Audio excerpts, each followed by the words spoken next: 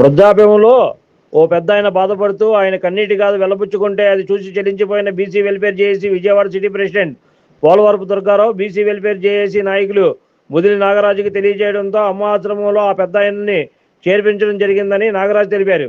మంగళవారం BC welfare JAC రాష్ట్ర అధ్యక్షులు అంగిరేకుల ఆదిశేషు ఆధ్వర్యంలో ఎన్నో సేవా కార్యక్రమాలు నిర్వహించడం జరుగుతుందని, అందులో భాగంగా ఈ పెద్దాయనాన్ని ఆశ్రమంలో చేర్పించారు.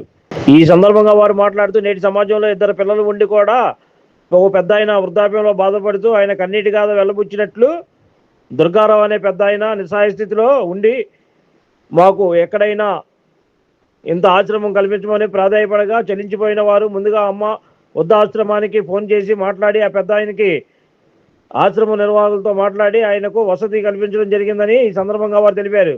చెప్పిన వెంటనే స్పందించి పెద్దాయనకు ధైర్యం చెప్పి ఆశ్రమంలో చేర్పించిన ముదిలి నాగరాజుకి బీసీ వెల్ఫేర్ జేఏసీ తరఫున ప్రత్యేక ధన్యవాదాలు తెలియజేసుకుంటున్నామని విజయవాడ సిటీ ప్రెసిడెంట్ పోలవరపు దుర్గారావు తెలిపారు.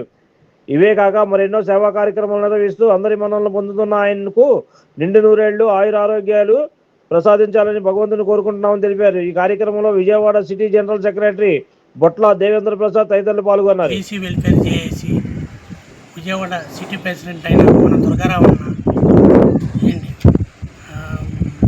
అన్న నిన్న సాయంత్రం ఫోన్ చేసి ఇలాగ పెద్ద ఆయన ఒక ఆయన ఉన్నాడు ఆశ్రమంలో జాయిన్ చేయాలన్నా అని చెప్పి ఫోన్ చేశాడు. ఎమ్మంటే నేను మస్తానమ్మ గారిని సంప్రదించి అమ్మ వృద్ధాశ్రమంలో ఆయన్ని తీసుకురావటం జరిగింది. ఈ పెద్ద ఆయన కూడా ఆయన మాటల్లోనే ఉన్నాం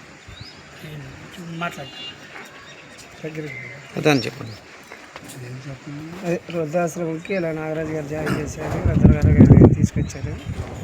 వృద్ధాశ్రమంలో నాగరాజు గారు దుర్గారావు గారు నాకు ఏ ఆశ్రమం లేక ఆయన్ని అడిగారు, ఇంట్లో నుంచి వెళ్ళిపోమంటున్నారు మా వాళ్ళు. ఓకే, మీ బాధ చెప్పండి. ఏ ఆధారం లేదు, సరిగ్గా నేను నడవలేను,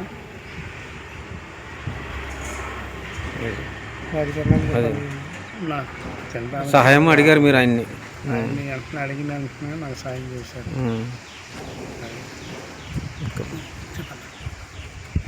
అందరికీ నమస్కారం. చెప్పండి, మీ దగ్గర పని చేశారు కదన్నా. మన బీసీ వెల్ఫేర్ జేఏసీని ముందు బీఎస్సీ వెల్ఫేర్ జేఏసీ అంగిరెడ్డి ఆశేష్ గారికి నా హృదయపూర్వక ధన్యవాదాలు. ఎందుకంటే మా బీసీ వెల్ఫేర్ జేఏసీ కుటుంబ సభ్యుల్లో ముందు మొట్టమొదటిసారిగా మా నాగరాజుని అభినందించాలి.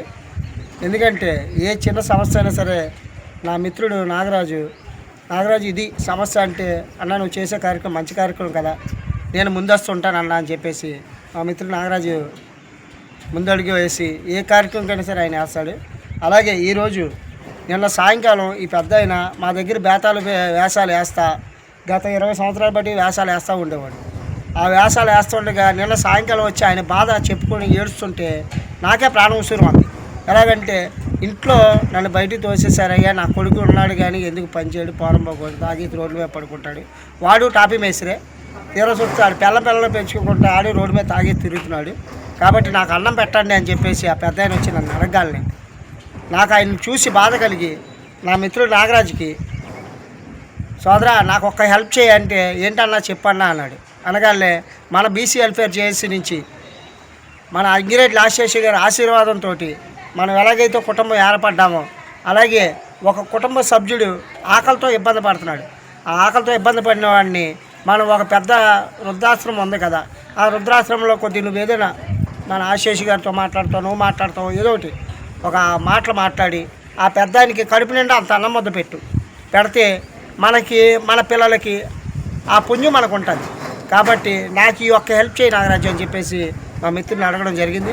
అడగగానే పొద్దునే నాకు 8ంటికే ఫోన్ చేశాడు, అన్నా నువ్వు ఎక్కడున్నా చెప్పు నేనే వస్తాను, పెద్ద ఆయన తీసుకెళ్తాను, నువ్వు చేసే కార్యక్రమం మంచి కార్యక్రమం అని చెప్పేసి మా మిత్రుడు నాగరాజు అడగలే నాగరాజు నేను కొద్దిగా గవర్నమెంట్ హాస్పిటల్కి వెళ్తున్నాను, ఇలా చిన్న ప్రాబ్లం ఉంది, ఆ ప్రాబ్లం చూసుకునే పెద్ద ఆయన నాకాడే ఉన్నాడు, నేను ఆటోలో ఎక్కించుకున్నాను, ఆయన తీసుకొచ్చి నీకు అప్పచెప్పిన తర్వాత మన ఇద్దరం కలిపి వెళ్ళి ఆ రుద్రాశ్రమంలో జాయిన్ చేసి ఆయనకి పట్టిడు అన్నం పెడతాను నాగరాజు అని చెప్పేసి నేను కోరడం జరిగింది. దానికి నా మిత్రుడు స్పందించి వచ్చి అమ్మ రుద్రాశ్రమంలోకి తీసుకొచ్చారు. మస్తానమ్మ గారు కూడా అడగగానే నాగరాజు మస్తానమ్మ గారు కూడా చాలా మంచి వ్యక్తిగా ఆలోచించి ఆయనకి ఆశ్రమం కలిగించే అవకాశం చేసింది. అంటే ఆ తల్లి కూడా అమ్మవారి దయ వల్ల ఆ కనకదుర్గమ్మ ఆశీస్సులు ఉండాలి, ఆ అమ్మ ఆశీస్సులు ఉండాలి. అలాగే మా బీసీ జేఏసీ వెల్ఫేర్ జేఏసీ నుంచి మేము కూడా ఏదో ఒక రూపంగా మేము కూడా సాయం చేద్దామని మేము కోరుకుంటున్నాం. అందరికీ నమస్కారాలు. Like, subscribe and press the bell icon for new updates.